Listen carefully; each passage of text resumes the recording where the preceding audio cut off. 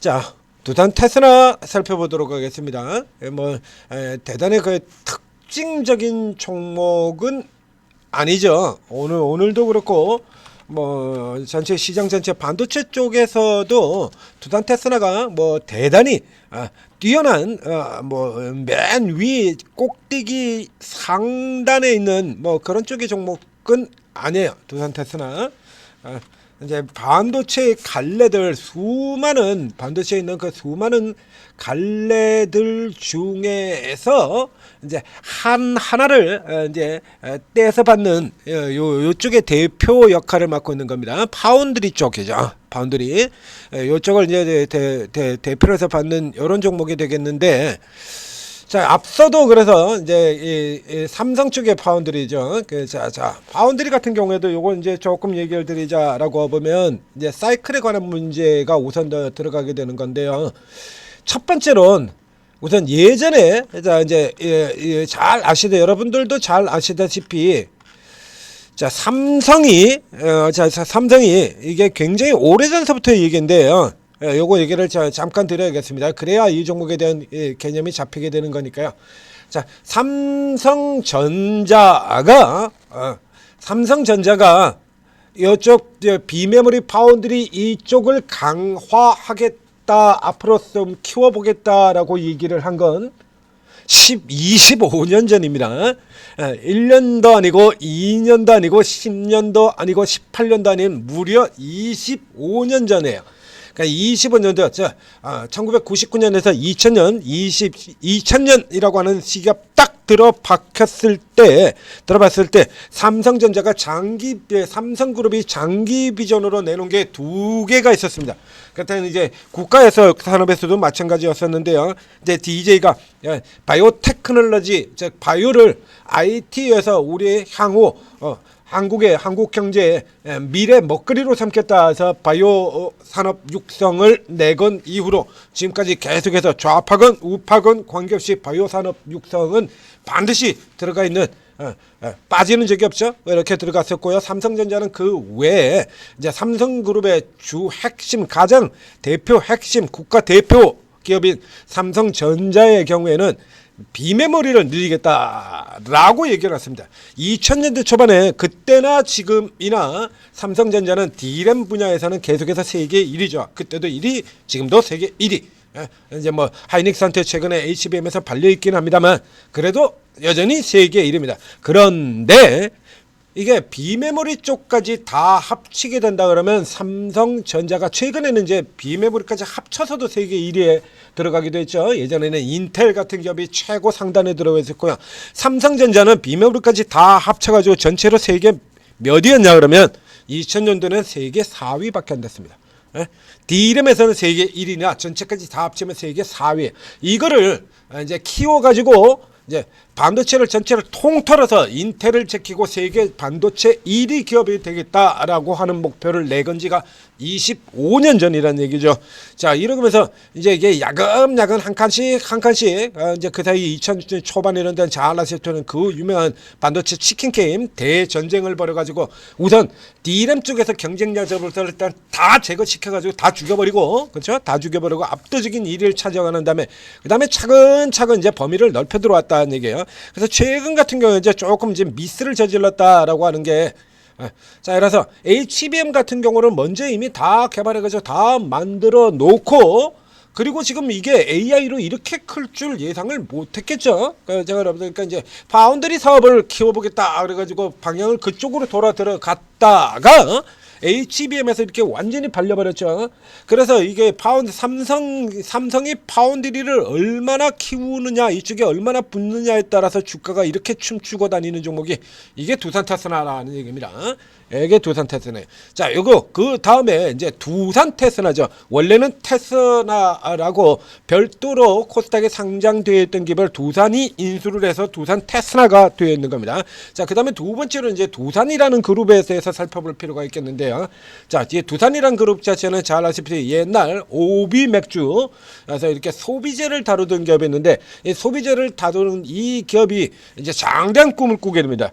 소비재 가지고서는 계속해서 회사가 이렇게 클 수가 없다라고 해서 경공업에서 중공업으로의 전환을 꿈꾸게 되죠. 그 전환의 밑바탕 가장 큰 역할을 했던 케이스가 이제 그 전환이 어디서부터 시작이 됐냐라고 하면 40여 년 전에 이 산국 중공업을 인수하면서부터입니다. 그러니까 새우가 고래를 먹어치운 가장 대표적인 사건이에요. 그 뒤로도 그렇고 앞으로도 그러고 이 정도 크기는 안 나올 것 같아요. 이건 지금 같은 경우는 더더욱 있을 수가 없죠. 그래서 중간 사이에 보면 승자의 저주라는 얘기들 많이 나오지 않습니까? 그래서 뭘 인수를 하는데 돈을 너무 많이 쓰고 그래가지고서는 인수를 하고도 주가가 많이 내려가는, 이거 그거 먹어치워가지고 거기서부터 시작해가지고 두산그룹이 경공업 다 갖다 버려버리고 다 팔아버리고 그리고 이 중공업계로 쭉 들어가는 이런 역할들을 했었죠. 그래서 두산 중공업, 두산 인프라코어, 두산 밥캣 이런 식으로 해서 이제 쭉 따라 들어왔습니다. 이렇게 들어가서 20년 넘게 뭐 30여 년인가를 이제 중공업 쪽으로 매진해서 쭉 직진을 해서 들어온 다음에 이 두산그룹이 이제 2차 변신을 또 2차 트랜스폼을 시작을 했죠. 2차 트랜스폼의 스타트 기업이 바로 여기입니다. 두산 테스나. 그리고 지금 잘 아시다시피 그다음에 두산의 비지 사업부, 맞죠? AI 가속기 비지 사업부. 네, 자회사가 아니고 사업부입니다. 지주사 두산 내에 속해 있는. 그래서 두산그룹의 어떤 회사들보다도, 그래서 저 앞에서부터 얘기했지 않습니까? 지주사 중에서 가장 강한 지주사, 핵심 사업자에서부터 월등하게 강한 지주사. 그래서 두산의 경우는 지주사로 분류, 이걸 따로 일반적인 지주사 랠리하고는 다른 쪽으로 들어간다라고 얘기를 드렸어요. 자, 최근에는 아시다시피 두산이 최근에도 이게 두산 종목 분석을 해드렸는데 SK 실트론을 인수를 하죠. 자, 그래서 두산 테스나 이쪽에서 시작해서 비지 사업부 키우고 그 다음에 SK 실트론 인수를 하고 하는, 경공업에서 중공업으로 들어가고 중공업에서 다시 IT로 들어오는 2차 트랜스폼에서 가장 먼저 들어왔던 이게 두산 테스나라는 얘기입니다. 그래서 현재의 두산 테스나 같은 경우에도 앞서서 이제 두산 테스나가 주가가 올라 들어올 때 같은 경우에는 이게 이제 파운드리 이런 쪽이었어요. 이제 삼성 파운드리 이슈 가지고 그래가지고 주가 자 앞서 크게 들어가는 거 있죠? 삼성 파운드리 직접 수혜주. 자, 그래서 이제 다시 삼성이 이제 정신 차리고 다시 돌아 들어가면서 파운드리도 키우고 해서 요거 가지고 지금 주가가 이렇게 빵 치고 들어왔었지 않습니까? 그러니까 지금 같은 경우는 삼성 파운드리 쪽으로 들어가는 게 아니고 이제 메이컨 삼성이 아니라 그룹 두산의 후광 효과를 받는다라는 얘기입니다. 그래서 중간 건너뛰죠. 그러니까 쭉 건너뛰어서 이때는 이거 가지고 들어왔습니다만, 자 이번엔 영끌 맞죠? 영끌. 그래서 SK 실트론을 인수를 하면서 BG 사업부와 테스나 그리고 실트론, 그래서 반도체 밸류 체인이 강화된다는 겁니다. 서로 조금 다르죠. 이렇게 되어서 이쪽에 대한 기대치 같은 경우가 더 확대되는 역할을 하고 있는 겁니다. 저 아래쪽에서 내려가서 보실까요? 자, 여기 같은 경우 캐시카우를 할 수 있는 반도체 기회사가 필요하다. 그래서 이거 저 두산 비지 사업부 지금 지주사 두산이 올라가고 있는 게 지금 요거 때문이죠. 요거 하고 그 다음에 계열사인 두산 테스나 요거 가지고 이렇게 하고 있는데, 두산 테스나는 스마트폰, 이지 센서 등등등등 여기 시스템 반도체 파운드리 요쪽을 하고 있고 웨이퍼도 하고 있고, 그래서 이게 요거 같은 경우는 이제 현재 이 두산 테스나는 즉 두산 테스나 자체가 굉장히 강한 어떤 기대를 가지고 있다라든가 요런 쪽보다는 실트론을 인수를 하면서 이제 두산그룹의 IT 부분 성장 기대라고 하는 부분들이 반영되고 있는 시세다, 이렇게 살펴보시면 됩니다. 그러니까 앞쪽에서 같은 경우에 지금 아주 굉장히 강력하게 치고 들어왔었죠. 이게 12월 17일입니다. 자, 보실까요?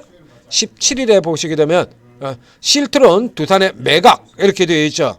자, 그래서 두산 같은 경우가 이제 사업 재편 승부수 반도체 밸류 체인의 구축 이렇게 되세요. 그래서 요 같은 날 두산의 경우에는 뭐 이제 재무 부담 우려 이래가지고 떨어졌던 반면에 두산 테스나 같은 경우는 이렇게 해서 쭉 치고 올라오는 이런 흐름들을 보였었던 거거든요. 그러니까 이게 테스나의 경우는 테스나 자체가 뭐 엄청난 어떤 수위를 입는다든가 그런 건 없어요. 그러니까 이제 두산그룹의 사업 재편 기대 요거를 반영을 하고 있는 종목이다라고 이렇게 넣어지는 겁니다. 앞에 얘기된 것처럼 두산이 IT 쪽으로 전환돼 있어서 스타트를 끊는 핵심적인 역할을 했던 게 바로 이 두산 테스나가 되는 거거든요. 자, 그래서 이 케이스 같은 경우는 이 기업 같은 경우는 자, 삼성 파운드리 쪽에 이슈가 터져 나오는 경우에는 단기로 들어가는 셈이 되는 거고요. 지금 성장 같은 경우는 중장기 성장조에 해당이 되는 겁니다. 그렇기 때문에 이 케이스 같은 경우는 위로 들어갈 만한 재료가 아닌 거죠. 예, 중장기예요, 중장기. 중장기 이슈지 단기 이슈가 아니기 때문에 요 정도 지역에서 같은 경우는 여기서는 들어가실 필요가 없다라는 얘기가 되는 거죠. 자, 이 케이스 같은 경우는 지금 돌아 나오는 게 전형적인 구조 형태에 나타내고 있는 겁니다. 쭉 들어와서 자, 이게 차트 한번 보시죠. 위로 들어갔다가 역시 이 종목도 마찬가지죠. 최근 주가 고가 나타내는 케이스는 거의 똑같은 형태로 들어가 10중 8구가 지금 이런 그림으로 간다라고 얘기 드렸지 않습니까? 똑같죠. 쌍봉. 자, 다 이 형태라고 얘기 드렸잖아요. 지금 그 표준 코스로 들어가고 있는 종목이에요. 이거 위에서 들어갔을 때 자, 보실게요. 이거 이런 형태로 제가 기술적 분석해서 드린 종목들 굉장히 많잖아요. 위에서 이렇게 삼각 두 개, 그렇죠? 그래서 전체를 합치게 되면 쌍봉 이렇게 들어왔다 그러면 밑에 쪽에서는 요 그림과 반대로 간다라고 설명을 드렸죠. 들어갔고요. 지지받았고요. 자, 이러면 되면 보시죠, 이거. 쌍봉, 쌍바닥, 맞죠? 네? 쌍봉, 쌍바닥 이런 구조예요. 그래서 요거 다음 케이스에 앞으로 요렇게 진행될 겁니다라고 제가 미리 이렇게 그려드렸던 종목들 꽤 있지 않습니까? 그럼 요 케이스 같은 경우는 지금 요 정도 들어간다면 이제 다시 눌려 들어오는 거죠. 이게 이제 여기서 문제가 이제 예전 형태라 그러면 거의 그림 자체가 거의 한 요 정도 써져. 20일 올라오고 있는 21평을 살짝 하회하는 자리에 전저점 근처까지 내려가는 이런 형태로 이렇게 내려왔었거든요. 이 그림이 여기서 나온 것처럼 이런 편차처럼 요 정도 편차 보이고 그다음에 중간에 보면 이렇게 꺾기 이렇게 나오지 않습니까? 마찬가지 요 올라가는 때 같은 경우도 그래서 다시 눌렸다 들어가는데 눌렸다 들어가는 게 한 요 정도에서 들어갔는데요. 이게 최근에 요게 조금 달라지는 경우가 나와요. 저 앞쪽에서는 이제 BHI 같은 종목들 이런 구조에서 살펴보게 될 텐데, 자, 이렇게 해서 여기죠. 그래서 지금 BH 같은 경우에 이제 이렇게 그려드렸지 않습니까? 위에서 이렇게 돌아 들어온 경우는 이제 밑에서 들어갈 때도 이렇게 잡게 상바닥 잡고 그다음에 올라 들어갔다 이렇게 내려왔다 갈 거다라고 예상을 했는데. 생각으로 지금 이러고 뻑 치고 들어가 버리는 흐름이 나요.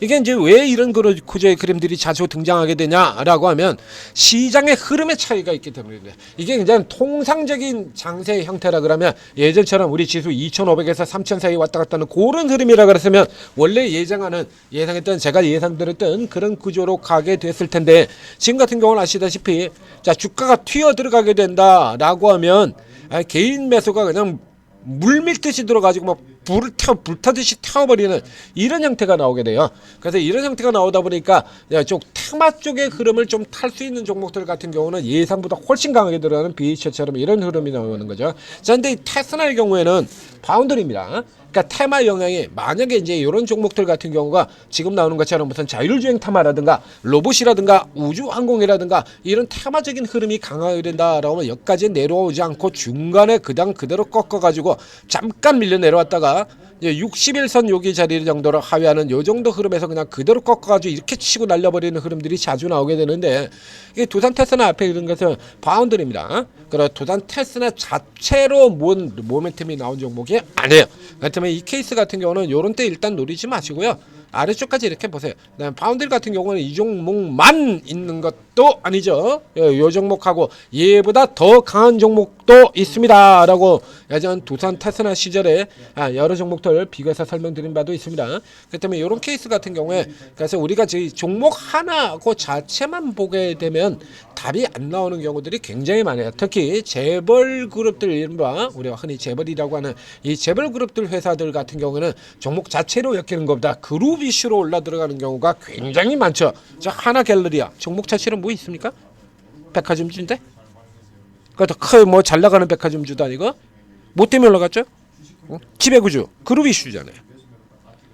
어제 하나비전 같은 경우도 그런 흐름들이 나왔었고요. 그래서 이런 부분들 같은 경우도 여러분들이 생각하실 필요가 있다는 얘기입니다. 그래서 이런 것이 파악이 잘 안 된다라고 하면 천재투자TV 들어오셔서 살펴보시면 되죠. 천재투자TV 구독, 좋아요 눌러주시고 그리고 이런 종목들 같은 경우 이제 엮여있는 스토리라든가 뭐 이런 것들 제가 이것이 미치는 영향이라든가 이런 것까지 다 분석을 다 해드리고 있습니다. 그리고 이제 오르고에 들어오시면 자 이러면서 이런 종목 같은 경우는 이제 뭐 이거 노리는데 크게 뭐 적극적으로 들어갈 필요는 없죠. 자 그럼 이제 오늘 지금 같은 시점에서는 앞서 실토론 이슈 같은 경우는 이렇게 반영을 해버렸으니까요. 이거는 요건 아니다 이거예요. 그럼 오늘 이제 들어가서 오늘 이익을 낼 종목이 필요합니다. 라고 한다라고 하면 오르고에 들어오시면 오르고 있으면 들어오시면 되죠. 아침에 스타트해서 모트렉스 분석을 해드렸습니다. 그 모트렉스 들어가신 분 있죠?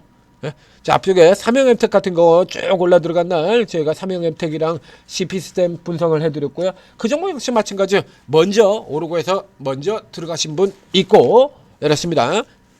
요런 것들 들어올 때 이런 실시간으로 요런 것들 같은 경우도 이제 실시간으로 바닥에서 잡고 들어가는 거 요거 어떻게 딱 표시 나와 있잖아요. 이렇게 잡고 들어가서 이 수익을 내시라고 저희가 오르고 채팅앱을 만들어 드렸다라는 얘기입니다. 그리고서 뭐 여러분들 뭐 깨져 있는 계좌들 다 살려드리고 그리고든 이제 올 하반기 같은 경우 뭐 더블 정신없죠. 자, 각 앱스토어에서 한글로 이렇게 오르고라고 이렇게 검색을 하셔서 오르고 ATM 스탁 앱 다운로드 받고 그리고 입장을 하시면 화면에 보시는 것처럼 이제 실제 이렇습니다. 그래서 공개 채팅 누르고 들어가면 방들이 쭉 이렇게 돼요. 여기요. 주식강제님 오르고 여기 요번 같은 경우 지금 요거 바로 모트렉스 앞에 나왔던 그런 거 나왔다는 얘기입니다. 조금 전에 지금 잠깐 뭐 지금 MC넥스 같은 경우도 이게 언급이 나와 있었는데요. 이노텍 하위 호환, 그렇죠? 그러니까 하위 호환 같은 경우 열합한 하위 호환 이런 거 같은 경우도 제가 설명 많이 드렸죠. 자, 열합한 그 똑같이 하위 호환, 상위 호환, 하위 호환. 상위 호환은 잘 안 나와요. 상위 호환 같은 경우 상위 종목들은 대부분 대표적이고 먼저 다 나가 있으니까. 그렇죠? 그래서 이제 후발로 얘기 드리는 거 대부분 이제 하위 호환 종목들 같은 경우는 찍어드리는 거죠. 여기, 요 같은 경우도요. 여기 급등조, 요거는 이제 뭐 하는 분인지 딱 바로 나오죠. 근데 다른 분들 같은 경우는 뭐 하는 분인지 여러분들 모르시잖아요. 스타일 어떻게 돌아가는 건지. 그때 일단 쭉 다 들어가신 다음에 요게 연말 연초 휴일 많은 기간 동안에 요게 휴일 많은 기간 동안에 일단 다 들어가신 다음에 그다음 하나씩 이렇게 살펴보시라는 얘기입니다. 이렇게 해서 전문가들 특히 그다음에 접근 방식 이렇게 다 구분을 해 두시면 이제 내년도 다시 내년도에도 또 더 판택이 돌아 들어갈 거니까 내년 1월 되면 다시 또 중성주 기대주 신규 상장주 같은 경우도 기대주 뭐 랠리도 나올 테고 그럼 이제 그때 여러분들 잘 구분해 두신 거 활용하셔서 큰 수익 낼 수 있다는 얘기입니다. 자, 성공 투자하시기 바랍니다.